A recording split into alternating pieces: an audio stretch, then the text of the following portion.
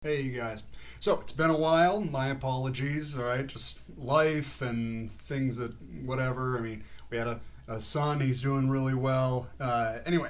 Today, because a lot of students might be reading this play during their spring semester, and it's just worth reading for everybody, today I want to talk about Hamlet. Now, there's so much to be said about Hamlet. There's critical works on him out the wazoo, right? And you can really, my undergraduate thesis, I spent 63 pages talking about how Prince Hal and Hamlet is the finisher to the Prince Hal, to which I then responded much later with my book Sacred Shadows and Latent Light. Although I kind of cringe when I think of my undergraduate thesis every time I get the email notification that, oh, somebody downloaded you, because I think there's a run-on sentence in the first page in the abstract. And I was a young guy and I confused word count with profundity. I could probably go through and cut that thing down. Anyway, so needless to say, a lot has been said about Hamlet, and I'm not gonna, for the sake of time, go over everything that this play deserves. It is the best play ever written. I say that having been working through it for 20 years now. I've wrestled with it. I've loved it. I've loved it because you're supposed to love it. I've fallen out of love with it. I've hated it a bit. And I still get schooled on it when I read it. I mean, Shakespeare really created something amazing. He predicted the next 400 years of psychological development. And rather than get all into that, I'm going to talk about just a few lines that can hopefully help readers and students answer some of the big questions that we have about Hamlet, and that then goes into like the prediction of stuff later on. And it has to do with something that you can't read Shakespeare without learning about, and that is the back and forth between the Protestants and the Catholics, both before and during his lifetime.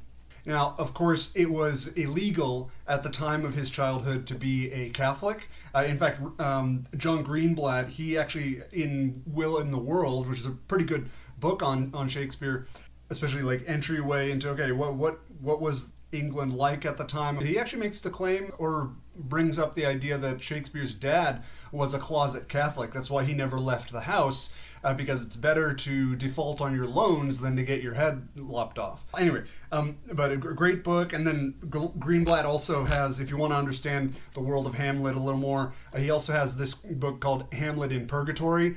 It's not so much about Hamlet. It's more the context of Hamlet. So he goes into what would the audience at the time when it's illegal to be a Catholic have nonetheless seen in all the Catholic imagery in this book. And I'm going to go into a little bit of that because I think it has to do with the big question of why is Hamlet so indecisive with avenging his father. Let me put quotes around that, his father, because we'll see. I want to jump right into it. Let's go. It will be in Act 1, Scene 4. So the soldiers and Horatio have gotten Hamlet to come, okay, stand around and let's wait for the ghost to show up. And then it's by the way, it's just so brilliant how Shakespeare has Hamlet going through the standard book, and this makes sense for a student at Wittenberg, the bookish Aristotelian, like, oh, this is where the tragic flaw comes from, or the moat. He's speaking, of course, about the alcoholism in Denmark, and he says, so oft it chances, and he's going off, he's kind of waxing about, like, oh yeah, they're all getting drunk, and I don't like it. But then he goes off into the higher realms of what he's learned as a student. So oft it chances in particular men that for some vicious mole of nature, not a moat, a mole, as in their birth, wherein they are not guilty, since nature cannot choose his origin, by the o'ergrowth of some complexion, oft breaking down the... He's going into the standard Aristotelian, either the tragic flaw, the mole of nature, from the Greek word hamartia, where later on it would be retranslated by Christians as sin, as, okay, it's not just a tragic flaw, it's this missing of the mark, and so, anyway... But either you're born with it, or something you make bad decisions, or something happens to you. And then Shakespeare, as if to say, no, there's more to it than just the structured, either you're born or you make a bad decision, moat that is the tragic flaw that creates tragedy. He says, no, there's other things too. And it comes in the form of the ghost interrupting Hamlet's speech. It's as if Shakespeare himself is interrupting the standard dialogue of what is the tragic flaw, what makes tragedy. He's like, no, what makes tragedy does not come from books, it comes from creation, it comes from new works and stuff. So it's a brilliant moment. Anyway, look, my lord, it comes. Angels and ministers of grace, defend us. This is the key to the play, I think. Be thou a spirit of health or goblin damned. Bring with thee airs from heaven or blasts from hell. Be thy intents wicked or charitable. Thou comest in such a questionable shape that I will speak to thee. I'll call thee Hamlet, king, father, royal Dane. Oh, answer me. And then the ghost doesn't answer in front of everybody else. And then, let's see, what if it tempt you toward the flood, my lord, or to the dreadful summit of the cliff that beetles o'er this base into the sea? So the big question here is not what happened to cause Hamlet Sr. to come back. We read the play and we know going back to the play that, oh, arguably this is actually his father's ghost. But in the moment, which is how we have to see these scenes, we have to see them as if they've never been performed. The question is he actually the ghost of Hamlet Sr. allowed implicitly by God to come and visit Hamlet to warn him, or does that not happen and he is a demon or a goblin, a demon coming and pretending to be Hamlet Sr. with the goal of leading Hamlet off a cliff, metaphorically and possibly physically? This would have been the primary question in a world that was in England that was still deciding between the official Protestantism of Queen Elizabeth and later James and the Catholicism that they had lived in for hundreds of years. And the question here is this an actual soul from purgatory coming to warn him, and can I trust him? Which would have been, up until the Protestant Reformation, like that would have been, or I don't want to oversell it, but that would have been the expectation. Now this is also goes back to why the soldiers need Horatio to come speak to, because there was a thing, and Greenblatt gets into this, that only priests or people who spoke Latin could judge or discern the spirits. All right, they would have to question. That's why Hamlet says, "I will question thee." I think he says that. I will speak to thee. At some point, they say, "I will question thee," but they would have to, in order to discern. Okay, is this actually a good spirit allowed for a time up from purgatory, or is it just simply no? It's a demon. They would have to test this, right? Which you can only do in Latin from this time's perspective. And so that's why the soldiers who don't know Latin and don't know how to ask questions to figure out, okay, is this who we think we're talking to? However, during the time of the Protestants, that would not have been really the option, and it would have been illegal for Shakespeare to talk about Catholicism on stage. All right, so and I'll get into that in just a little bit, how he gets around that, so to speak. But that's the question in this play: is do we trust what the ghost tells us? Because if it's actually a goblin damned, that means Claudius is good, and Claudius is doing a good thing by taking the throne. All right, he is covering Gertrude. All right, he's providing stability, because in the medieval great chain of being mindset, you need a king. That is a section of the chain from dirt up to the seraphim angels, of concretes to abstractions.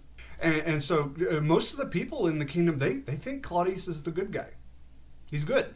That's why Hamlet has to spend so much time questioning this. Now, there's a third option I'll mention, but Hamlet doesn't just have to avenge the king. If he just murders the king, he is now a king killer and he has to die. Not just legally, but also by the example of every other play Shakespeare's written about regicides. Shakespeare ends up being pretty conservative on this topic. He spends almost all his plays about regicides justifying a rightful king. But yeah, everyone would have thought, oh, Hamlet's just a murderer. Well, no, he needs everyone to know what really happened, and this is only after he's proven with the play that okay, Claudia, the ghost really was right. By the way, I'll get to that in a little bit. Why it's significant that he uses a play. Anyway, so in the next scene, Act 1, Scene 5, Hamlet is with the ghost, and the ghost says, "I am thy father's spirit, doomed for a certain term to walk the night, and for the day confined to fast in fires, till the foul crimes done in my days of nature are burnt and purged away. But that I'm forbid to tell the secrets of my prison house, I could a tale unfold whose lightest word would harrow up thy soul, freeze thy young blood, make thy two eyes like stars start from their spheres, thy knotted and combined locks to part, and each particular hair to stand on end like quills upon the fearful porcupine. But this eternal blazon must not be to ears and flesh and blood." All right. This is Shakespeare coming right up to the edge of talking about the thing that everyone in the audience who would have still grown up in a Catholic culture, even if they don't profess it, would have known, ooh, he's edging right up to purgatory. He never says purgatory, so he gets away with it. But everyone knows what schema the ghost is using here, right? That this is a soul that's purging away its sins and stuff. Now, whatever your perspective on it, that doesn't matter, right? This is a literary video. This isn't Sunday school. But Shakespeare places the dilemma of Hamlet within that context, that cultural and religious context. So that's why I say it's hard to understand the play unless we know, okay, what are the options here? Either the ghost is actually Hamlet Sr., and we can trust what he says, and Claudius is the bad guy, oh, my prophetic soul, as Hamlet says, or he's a goblin, a demon, lying to Hamlet, trying to lead him into killing a rightful king. Or at least the king that has been accepted, who has taken the throne, thankfully. That's the setup. Are we going to take the Catholic view, or are we going to take the Protestant view? And this is where this play is so brilliant, and this is how it predicts what would happen over the next several hundred years, because the very fact that question is unanswerable except by one way, and we'll get to that in a moment, shows that it really doesn't, it's not about which one is the correct interpretation.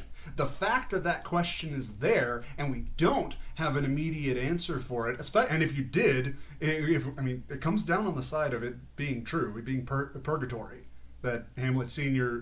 is Hamlet Sr. So Shakespeare's kind of saying, he's using the Catholic worldview there, which is ironic because Hamlet himself, he is studying in Wittenberg, which is where Martin Luther studied. Hey, I just want to interrupt myself real quick because I didn't feel I explained the idea that how Shakespeare with Hamlet predicted the next 400 years of psychological development. The key to that idea is his saying that there's nothing good or ill, but thinking makes it so.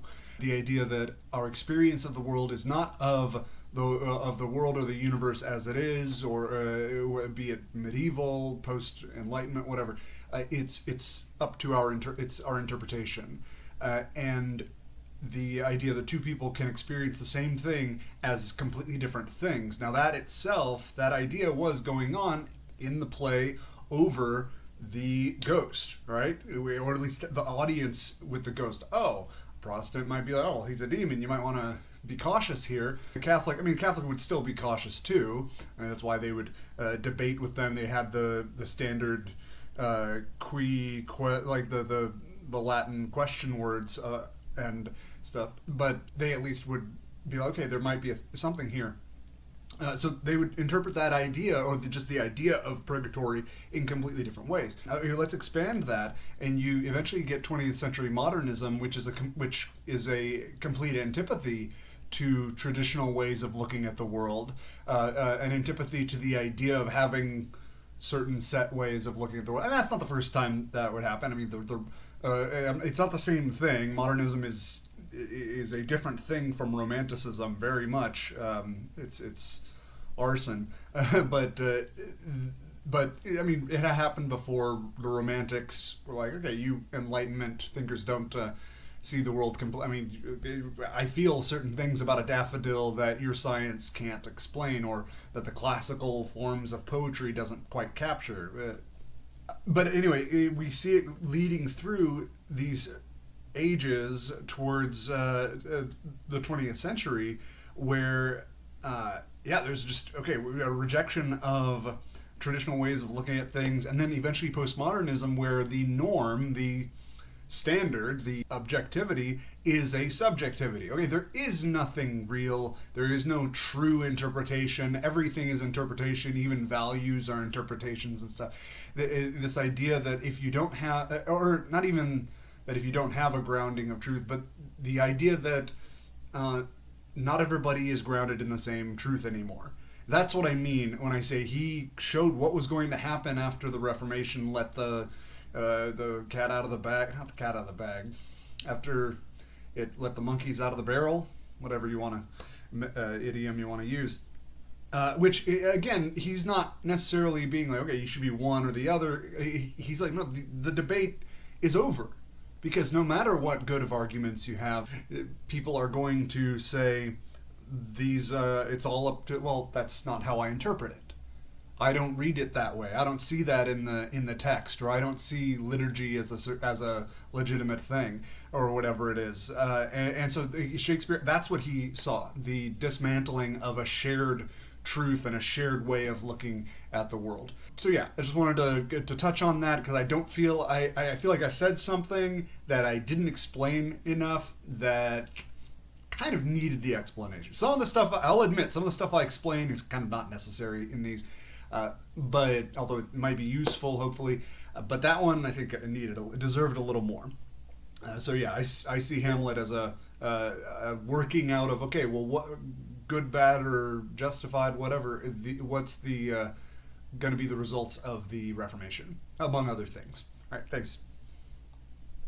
The fact that these questions are even there, Shakespeare is showing us that now the ground of truth has been upended. It's been shattered. It's very difficult, if not impossible, to know which one is right or wrong. You're basically using hearsay from either the ghost or from authority figures or what have you. But the fact that these are even questionable, it means that it ends up that there is no difference between sanity and reality. When he says, I shall find it meet to put on an antic disposition, but then he arguably goes crazy, there's no real difference there, because there's no up or down anymore. Now, it is significant, though, that Shakespeare does provide an island in the middle of this chaos, and that is the play. He figures out that it is through art, it is through representation, that he is able to test the conscience of the king, of Claudius. That's brilliant to me, that Shakespeare might be making that argument here. I mean, we don't want to reduce plays to an argument. It's not a polemic, but Shakespeare was writing in a historical context. His plays do respond to historical events. Like Macbeth was written to kind of thumb the nose at the gunpowder plot, all right, and among other things. So we don't want to ignore that. Okay, he's saying art can provide this way to find truth. And that's really interesting, because art, one of the debates at the time was, is art lying or not? In fact, on the shelf behind me, I think it's right there, that red-topped one, it's Sir Philip Sidney's sonnets. Sidney also wrote an argument, or a sermon argument, arguing that no, fiction is not fiction, and poesy, it's like a defense of poesy or something. It is not lying, because no one's expecting it to be literal truth. But that was a question at the time. This is also why, for a time, the radical Puritans in Parliament wouldn't allow art at certain points. They labeled Shakespeare's theater the same as a brothel. And never mind the fact that actually was going on in the audience. But this was a debate at the time. What role does art play? I mean, that's been going on since Plato's Republic. But the question of, okay, how can we get to truth from fiction? Shakespeare is adding a really major layer to that through Hamlet. By mimicking life, we are actually able to find truth in life. That's brilliant. That's right up there with, like, Much Ado About Nothing, the mask, the mask party being the place where people can show their true feelings and say what they really think. Shakespeare just flipping things on their head. It's brilliant. And it also, I mean, it shows us a lot of what would happen after the Reformation. Anyway, I just wanted to get into that for any students who are trying to find a foothold with Hamlet. Okay, why does he wait so long to kill Claudius or to avenge? Because it's not just about avenging Hamlet Sr. It's about doing so. He has to do it in a way that everyone will support his doing it. And even then, it's debatable whether he should stay alive at the end. Even in killing a king justly, you're still killing a king. And so Hamlet is in the group with Claudius of being a regicide. And so if Claudius has to die, Hamlet has to die. And I mean, this would have been before debates about like self-defense or whatever. If you want more on that, read Shakespeare's histories, all right, about a lot of good king killings and stuff like that. They're my favorites. Now, there is a third option, though, that Hamlet truly still is indecisive and that he's using this debate as kind of a pretext to wait on his action. That he's being oversure, that he's waiting too long. Now, of course, this gives us a very good play, and he also gets sent to England and comes back the hero, all right, where the anagnorisis moment where he says, "It is I, Hamlet the Dane." All right, this was this key topic that I've talked about on in previous videos of it's something that you want to look for in Greek tragedy as well as English tragedy. This that part of the plots being solved comes in the form of an acknowledgement, a self-acknowledgement, a realization. Now that would get deeper as we go. Sometimes it might just be, oh, this is me, or this is I. But for Hamlet, he's accepting his responsibilities. He's also, finally, because there's also another schematic, another two-part view of the play that he sets up. How could his mother go from Hyperion to a satyr? Hamlet Sr. was a hero. He stood one-on-one against the armies of Norway. He's direct. He's a hero. He's like Laertes. He's one of these groups of guys that Shakespeare often uses of a direct, chivalrous man. Talbot, all of them. Whereas Claudius uses poison, and Hamlet uses art. He doesn't go directly, he uses a representation to find truth. He goes around, and that's from the chivalric view, that's cowardly. Now, of course, with Laertes, Hamlet shows that the chivalric, the just straightforward, is a dangerous place to be. In my thesis, I argued that Laertes is a continuing of Hotspur. If you really want to understand Laertes, you also have to read Hotspur, because they're the same character format. And just like Hotspur, Laertes' passion for avenging his dad allows him to be misled and become a tool of someone else. And so it's not just simply, Hamlet should be like Hamlet Sr. Because one of the problems with being the chivalric hero, you don't know how a snake thinks, you don't anticipate the snake. And so it's debatable whether Hamlet should be more forthright, because that would just run him into being just a straight king killer without actually resolving the plot. Anyway, but that's I think I've said enough. Hopefully this way of understanding those lines, this dilemma that Hamlet faces, because his question is not how do I kill Claudius, it's do I trust the apparition? I'll call it father, all right, but he's not sure that it is, and he has to test. It's not just testing Claudius. He's testing the ghost. The ghost is the enigmatic figure in Hamlet. And so, anyway, hopefully that helps readers and students alike. And you should like my video if that was helpful. And yeah, talk to you later.